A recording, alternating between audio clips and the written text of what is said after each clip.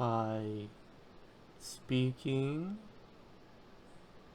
slowly in hopes that at some point the live stream there we go. I can now continue talking like a normal person. Hello, Ken. Hello, Chris. Alright, great talk. Now, I'd just like to take a moment to address America. Hey guys. I know that we've really taken a beating yesterday, but I want us to all, unite as we head into the future Steel Chrysanthemum era. And just for today, appreciate Kenneth, our Canadian co-host, as he leads his Rokugani character through trials and tribulations. And just enjoy that. Just enjoy that. Are you prepared, Ken? What am I prepared for? Am I prepared for the Trump presidency? Am I prepared for this session? You didn't say. Are you prepared for the session? Yes, I am. Alright. Great. Excellent. Me too.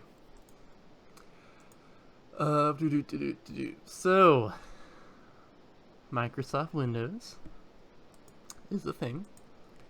And unfortunately, if you listen to our last episode, it's a wonderful example of Lovecraftian,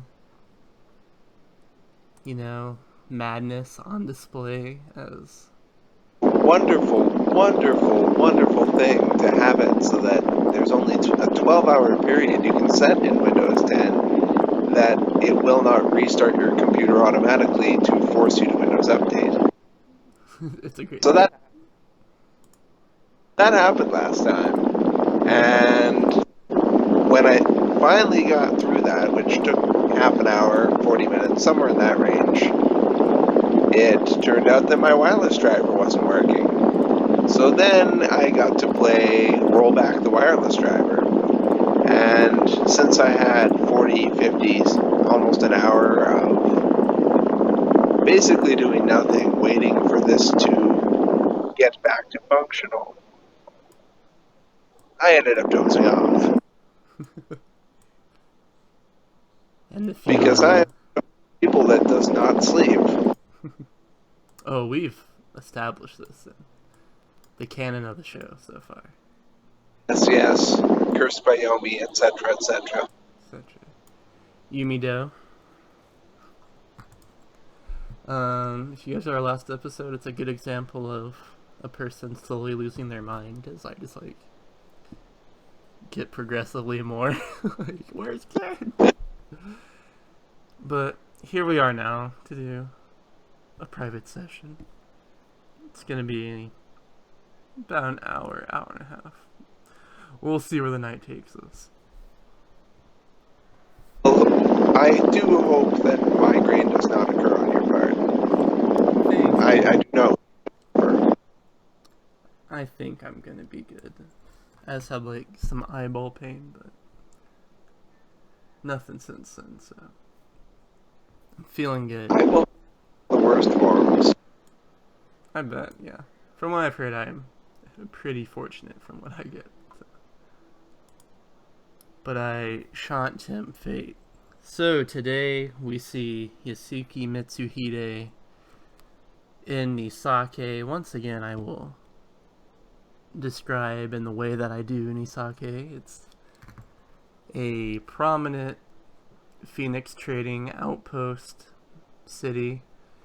It has high walls surrounding it because it's neighboring the Matsu territories, and those aren't particularly good neighbors. But as Yasuki put it last week, nothing compared to the Shadowlands. But it's a very beautiful city despite it being a military outpost because it is the Phoenix. And so they do their best to make all their military stuff as pleasing as possible because they find it distasteful. So all the walls are whitewashed, everything's tiled with bright orange shingles, and you'll notice that as you are traveling around the city, decorations are being put up for the New Year's Eve festival. Because the month of the hare is in 3 days, so exciting stuff. Ken, I described this to Mr. Shiba, but I did not get the chance to describe it to you. When you entered Nikesake, where Hatsuo, thought everything was beautiful, the grass was green, the sky was blue, when you enter, you feel the same way, but instead of feeling really welcomed by it, it makes you feel unclean to be within the city. As you walk through it, you feel dirty. And it's not like, ooh, I got some Nikesake on me. It's like, ooh, I'm bringing my Matsuhide. I'm staining the floor with my Matsuhide stuff. No, I am basically everything the city does not want. Yeah, basically. I'm a very brash bushi, and I bring all that gross commerce too. Exactly. So you feel unclean about the whole situation. And yes, you were escorted by Jotaro with the Toritaka, and now basically we're where you left you off, where you have your dossier for basically the contacts that the crabs have in the city.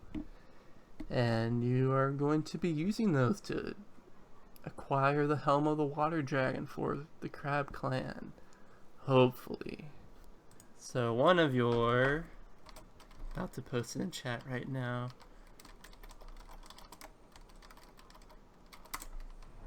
That's one of your contacts. He's the Abu Daikoku.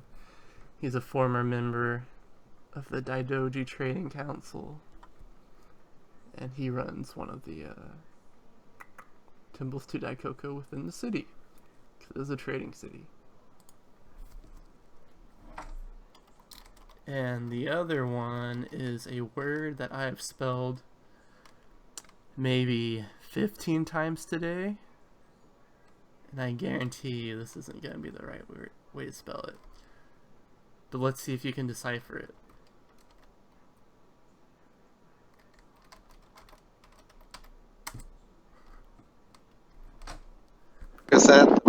But that is very, very much misspelled. Let me see if I can get it right on the first try. You can look it up while I do this.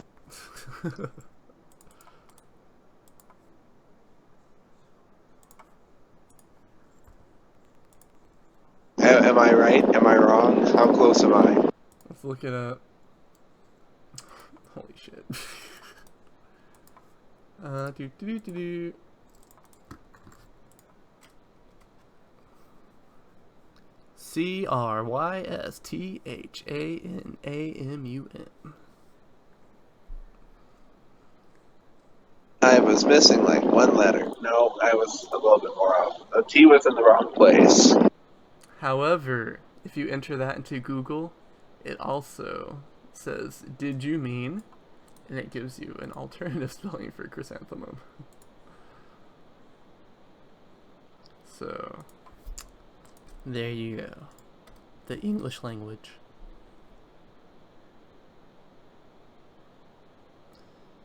Huh. Hey, yeah.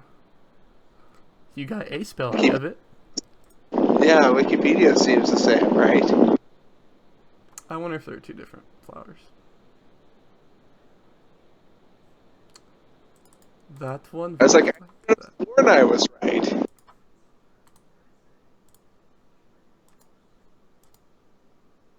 Well, regardless. Yeah, they actually are two different types of flowers. Huh. Oh, well. That's a name of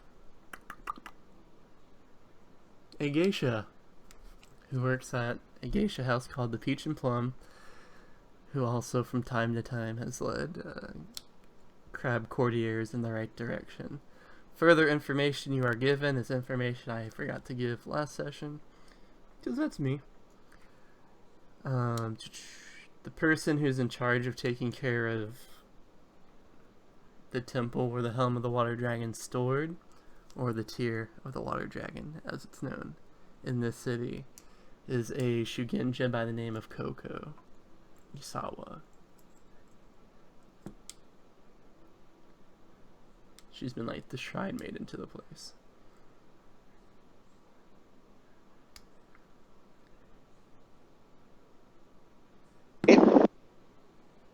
That's in my notes now. Excellent, excellent.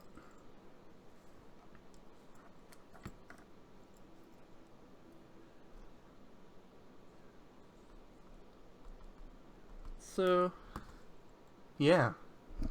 There are your leads, Kenneth. What looks good to you? What's Matsuhide thinking as he puts down his glass and looks over at the empty bottle of sake that he's ingested after reading through the papers? Clearly, the sensible thing as a Yasuki is to visit the abbot of the Daikoku temple. Oh, but of course. But of course. I can do double duty of seeing what sort of trade practices are around here. Excellent. There you go, man. You're in it. So, you do so. Let me see what a temple to Daikoku looks like real quick. According to Chris, it's one of the larger and more beautiful. See, that's lame. I know in a... You know, it suddenly occurs to me, if we were doing this in Japanese, which I'm completely incapable of doing, and I'm sure most other people in this party are also incapable of doing, I can't help but imagine Yasuki as having an Osaka accent.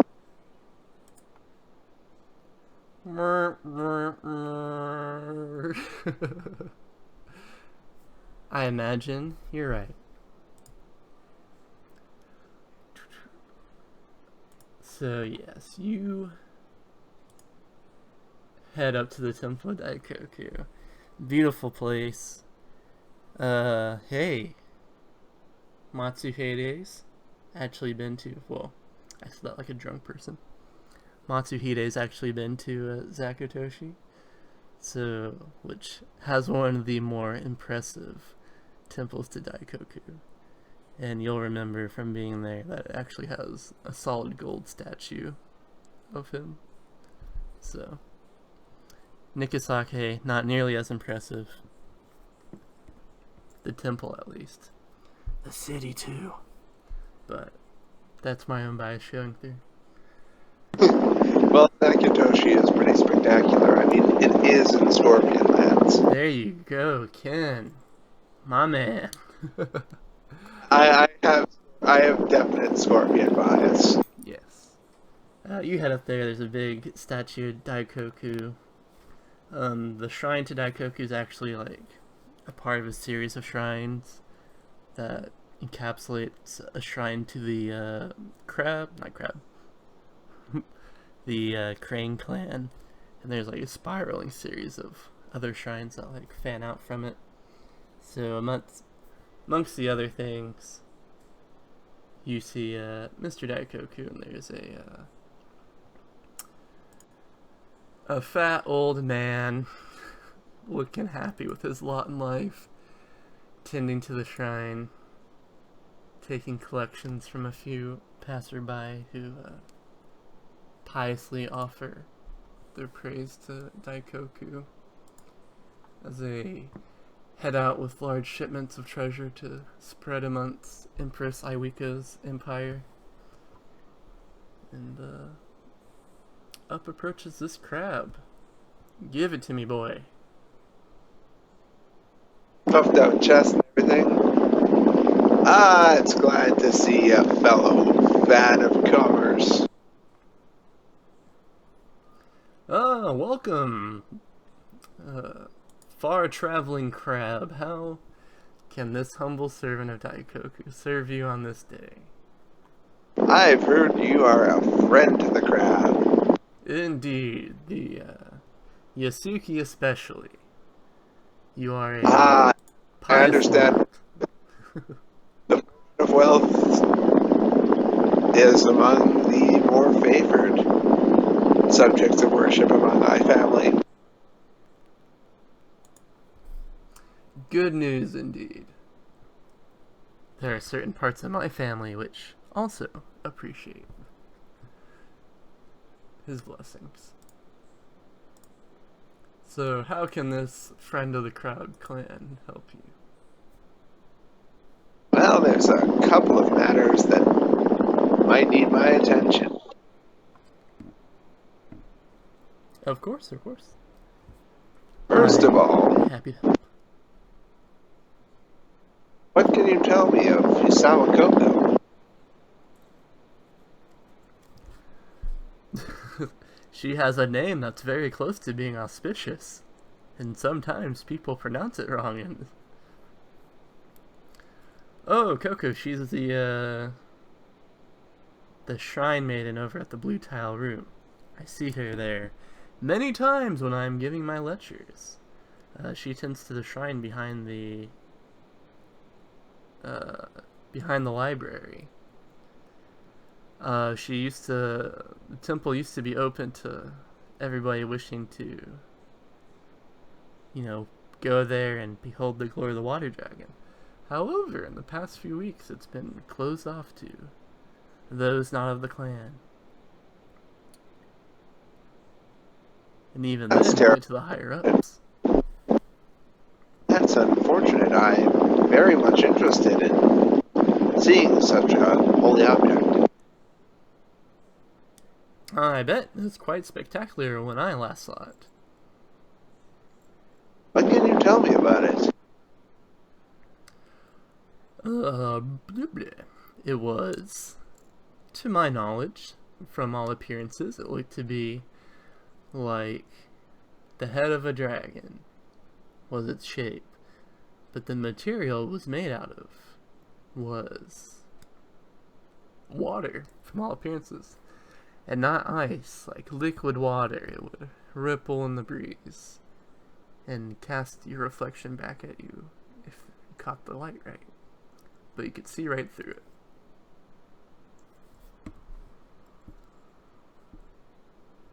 How long has it been there? Since the fall, it fell from the sky in the outskirts of Nikesake, and some monks brought it to the Blue Tile Room to be studied, and while they were there, they set up a small shrine to it, and it was declared holy enough to have a quite prominent Shugenja guard over it. I have to wonder how they got it here. With bucket? Pretty much. A sacred bucket. That must have been expensive. No. Buckets. But sacred bucket. You're right. You've gotta chop down a sacred tree, get some sacred rope to hold it together.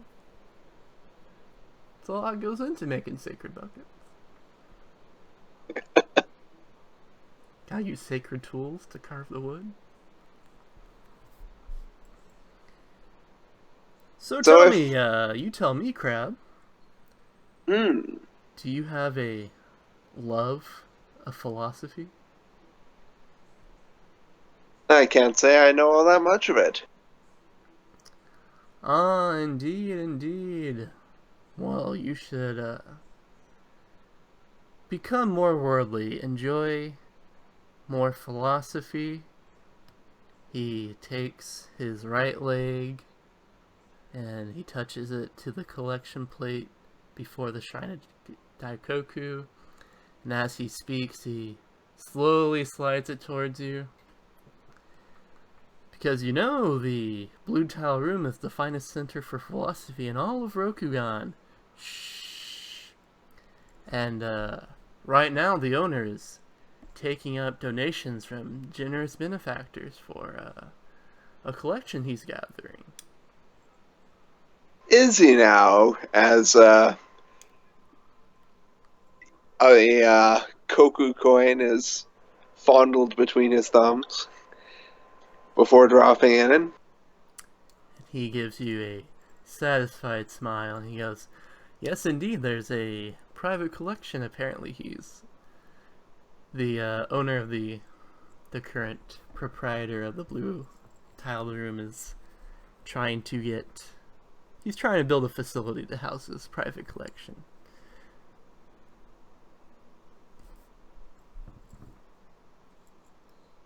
And your donation to Daikoku will, of course, help those also seeking to expand their minds. Daikoku himself has blessed me quite well over the years. Good. Can only return them. Daikoku helps those who have a sharp mind and a nose for business. Why, this sounds like some sort of prosperity gospel stuff. And you know, you shouldn't be worried about the parasites who only take... You earned what you earned, and you know, you shouldn't have to cough that up to help people who haven't earned their own way in the world. You know, stuff like that. Indeed. No, I doubt a monk taking collections would spout that type of stuff off. Have you ever read The Fountainhead? It's got some great ideas about what's Yasuki? I have read that one, actually. That is a completely terrible book, and that the only time I have made a proper effort on an English paper was when I had to read that stupid fucking book. And I just completely tore into objectivism, and I got 99% on that paper. Even though the teacher of that class, in fact, liked the book. Yeah, that's a good sign of a teacher. Yeah, that is. What's Matsuhide? What's he wearing? What's he using to go about town in? Well, might as well go around in the full armor. It's what he pretends to be, and looks a lot better when he's bragging about being the sensei of a dojo if he actually looks like he's a warrior. Oh, full armor in an enemy city. Yeah. Who cares what these Phoenix think? They're just too soft. Tisk. I know, if you're anybody but a crab. Full out war, Ken. Full out war. And, you know, we glossed over this part because we forgot about it, but you, of course, you know, presented yourself to the Lord of Nikesake. In full armor. Yeah, in full armor. What's up? I'm here to trade. Cool. Don't cause a ruckus. You know. Me. Stuff like that.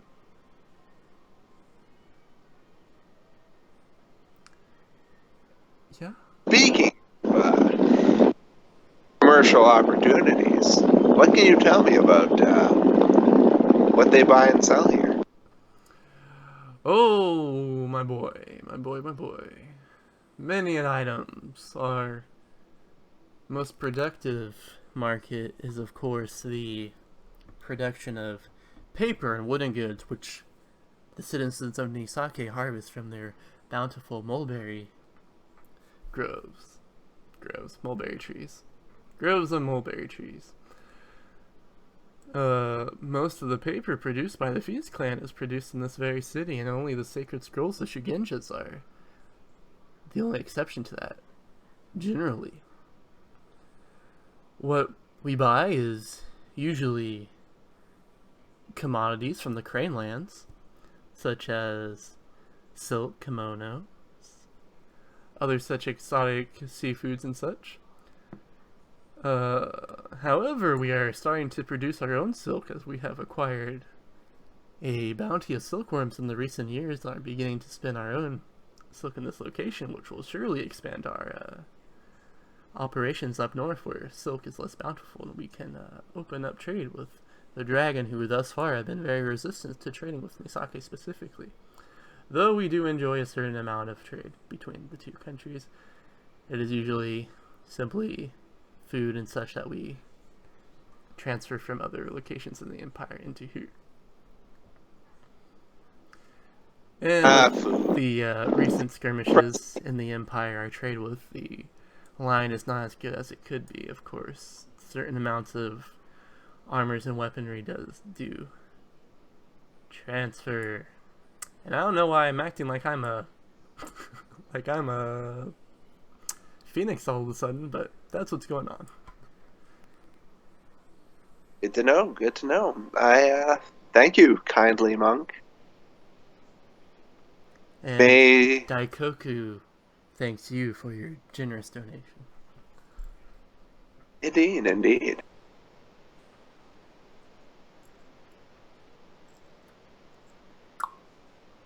You both stare at each other longingly for a few seconds. He goes, "Well, I've got a shrine to tend to." Indeed, indeed. The wheels of capitalism never rest, neither do I. Oh, I understand all too well.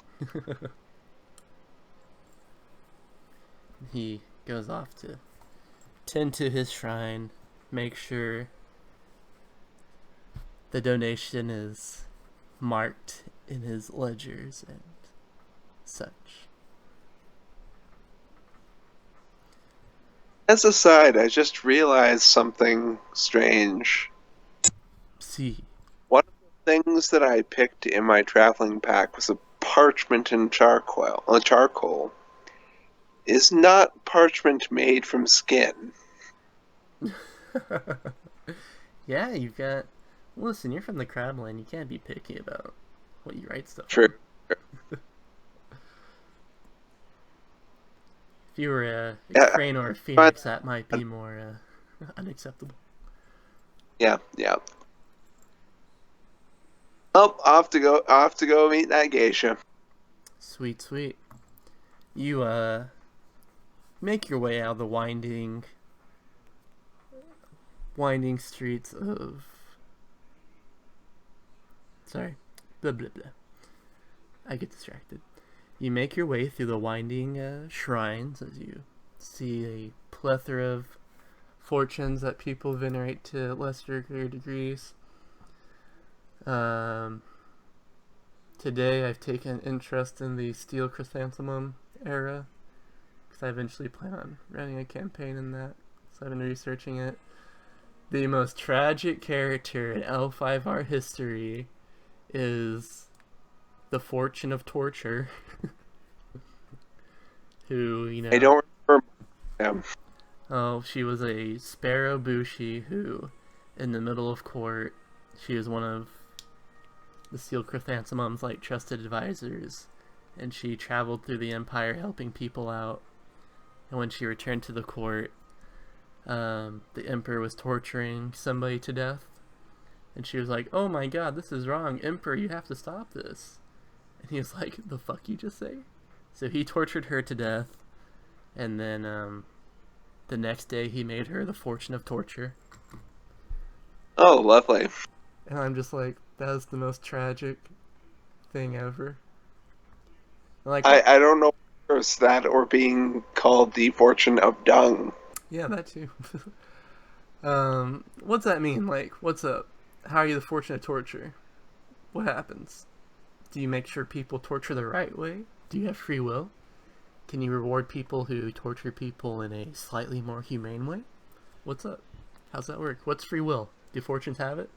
Moving on. Stuff to consider. If I was a Sako lore master, I'd get into trouble because I'd ask the real questions. Well, at least you aren't telling all sorts of strange stories like certain Asako lore masters. R.I.P. So you are heading to the Peach and Plum. You're Yes. walking through the crowds of Phoenix samurai and Heenan. All the samurai wear ridiculous headwear and their ridiculously gaudy outfits, and you're just like, opulence. Whoa. What am I going to do with these people? And you're making your way through. And Yeah, I'm used to opulence. sorry? I'm a Yusuke. I'm used to opulence. That's so true. Every time I describe a Yusuke castle, it's like ridiculous. So I should have expected that. As you're approaching the Peach and Plum, which is a 2-story geisha house, it's pretty nice. Yeah, I'm gonna say it's a very nice establishment. There's a sakura tree outside getting ready to bloom. There's a few off-duty geisha lounging about outside at, some tables. Some old men are playing shogi. There's a dude offering a cocoa to anybody who can beat him in soji. And thus far, the young men of Nikesake are leaving disappointed. As you approach, there's a geisha lounging outside a door, and she sees you coming. Ken, describe to me the demeanor Mitsuhide would most find attractive in a geisha.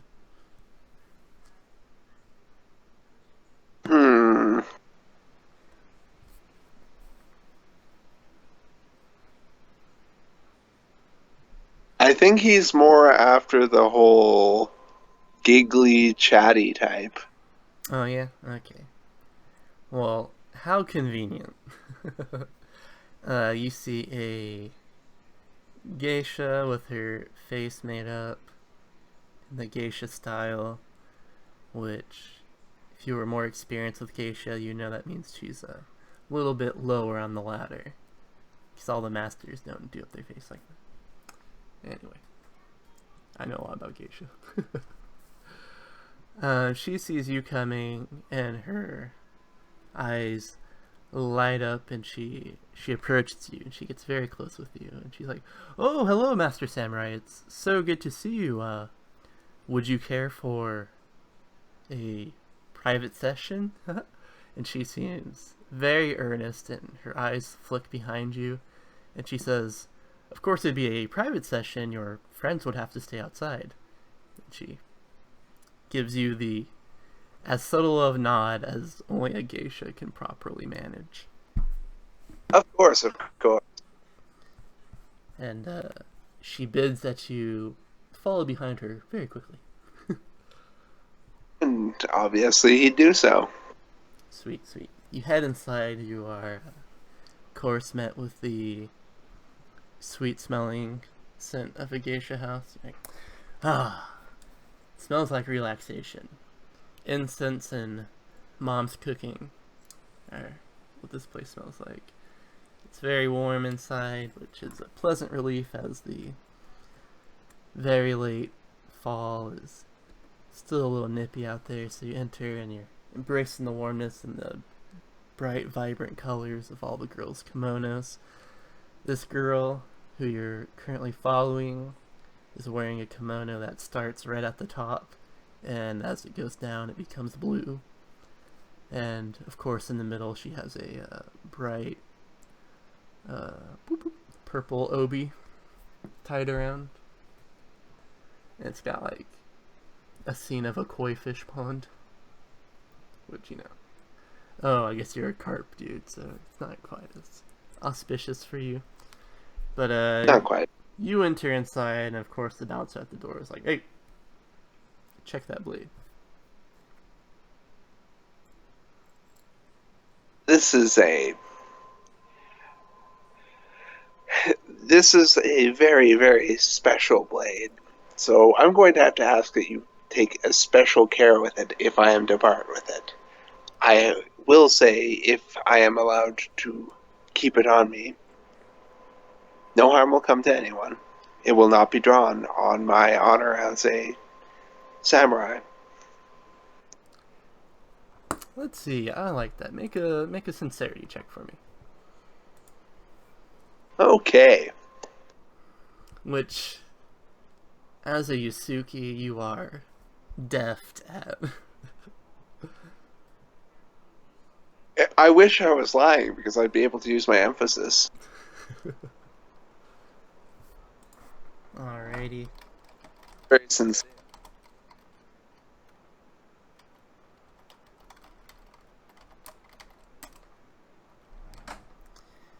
And he goes, alright, but. Alright. It means that much to you, but. Just stay to your word, Cap.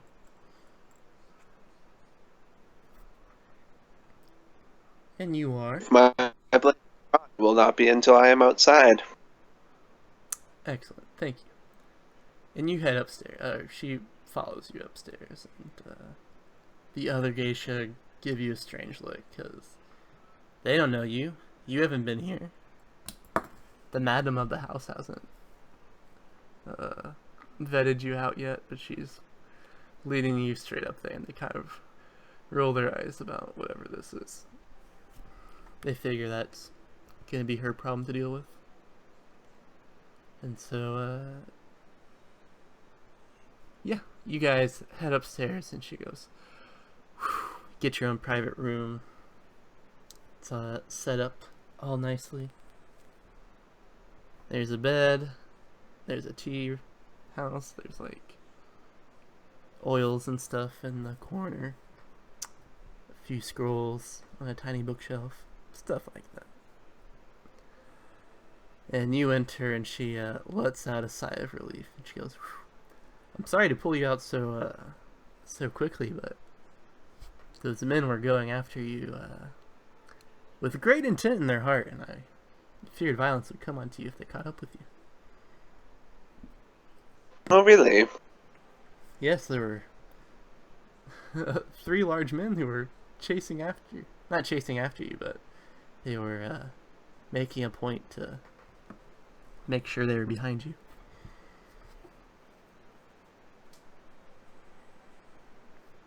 I do wonder who the men were. Might you have any idea of that? Now she takes a guess, and she says, you're not a criminal, are you?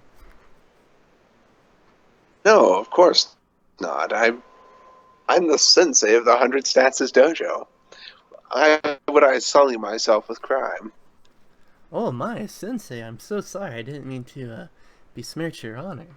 I just figured that it's not my place to make assumptions. I'm so sorry.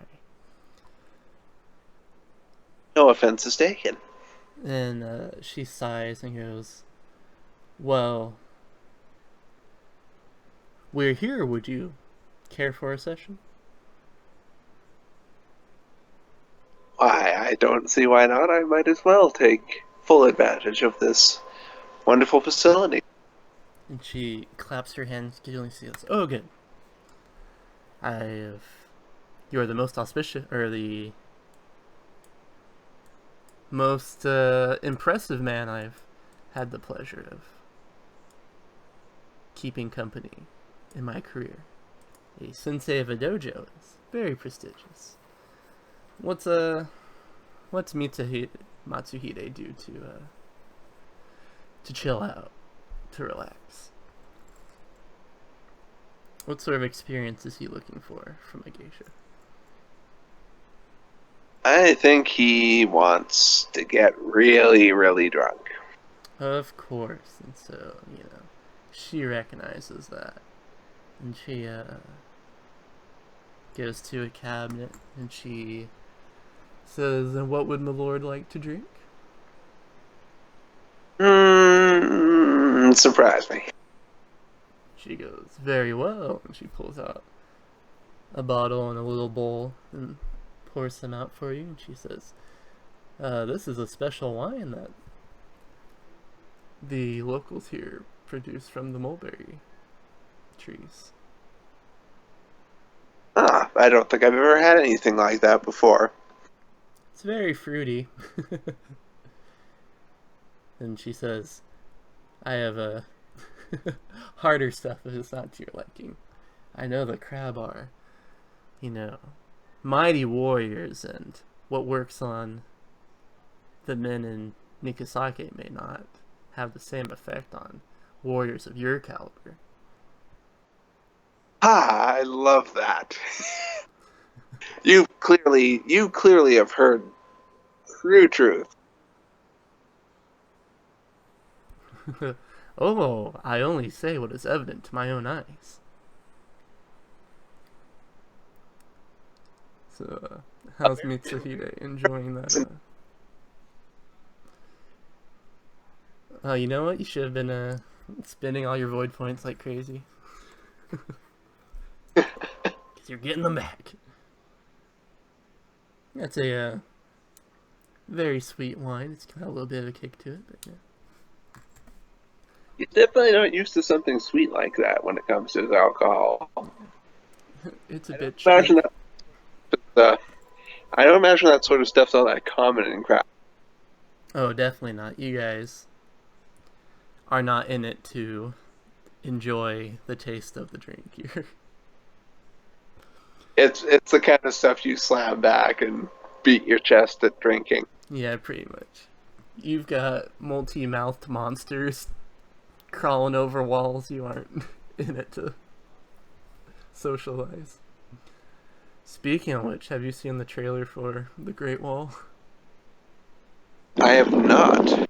Oh man, as soon as I see that movie is when the tidal wave of Oni that signals the start of the Destroyer War is gonna hit. Because, it looks like the Carpenter Wall, the movie. I'm pretty excited for it. I feel really awkward about Matt Damon being, as always, the Anglo savior of the Asian people. That's disappointing that it's another one of those. Yeah. My favorite one is 47 Ronin with Keanu, and they have flashbacks to when he was a kid and he was an Asian kid, and then he's just Keanu Reeves in the future. Yeah. But they kind of fix it because they're like, yeah, he's not really human. He's a Kinku, so he can shift his shape. Woo. Anyway, so would Master of the 100 Stances Dojo care for poetry, or I can play a tune for you if you care for it? I think music sounds wonderful. She goes about the room lighting some incense, getting the mood started. She pulls is it a biwa? That's what it's called? Yeah, that's one of the various types of instruments. She pulls her lute from her ukulele from the shelf, from her stand, and she starts to play you a high quality tune. She has an excellent voice. If you were to put an advantage to it, you'd say she has whatever it's called, lyrical voice. Well, it's actually voice. It's literally called voice. There we go. She has voice for her voice. And a very good tune, and you sitting there relaxing. Do you stick with the mulberry wine, or do you go over to the harder liquor? I think he's gonna try the harder stuff. Oh, Curious what kind of stuff that they make in Phoenix Lands that's supposedly hard. Can't help but wonder. It's somewhere between sake and the stuff Tadakatsu enjoyed on the regular. No chew. Yeah. It's between there. It's hard liquor for the Phoenix Clan, though. Yeah. And you're you're enjoying the company and the music, and you're like, boy, I lucked into this situation. Yeah. And you knock a drink back and you go, it's easy being a crab. JK. It's a solemn duty that you perform. Yes, it's important. I'm clearly doing the clad's work. You're doing the Lord's work here, boy. And somewhere along the way, she introduced herself as Foxglove, her geisha name. So, not the geisha you're looking for. But you're like, I'm in the right place. I can take a moment to enjoy myself. So you're doing that. You're getting yourself a little tipsy. And then about halfway through the session, you hear, as best a person can on a paper tile. And directly after that, let's see. Hey. Actually, I have cardboard stock next to me, so that's as papery as we're going to get. Yeah. And then the door slides open. And what you see, Mr. Matsuhide,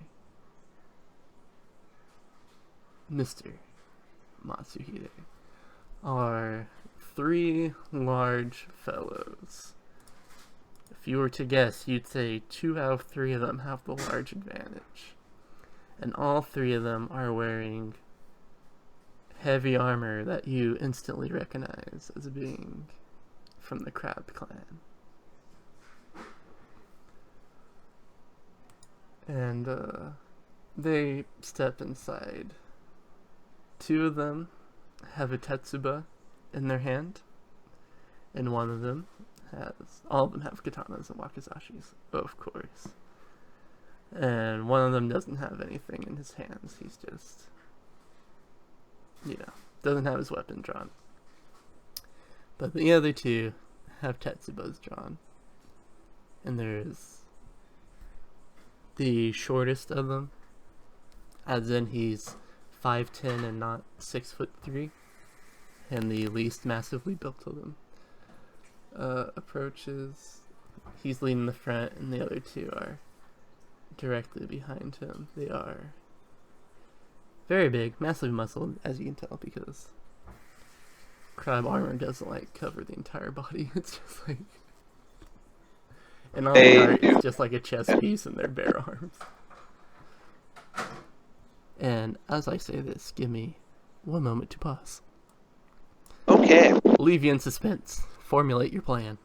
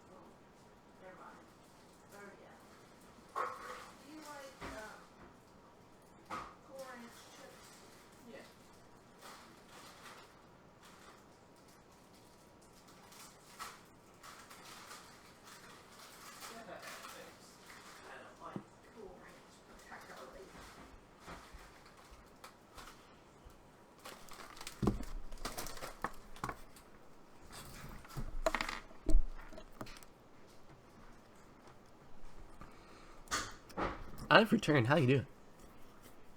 I'm doing okay. How are you? Oh, doing great. So these guys enter, and my parents are scaring each other.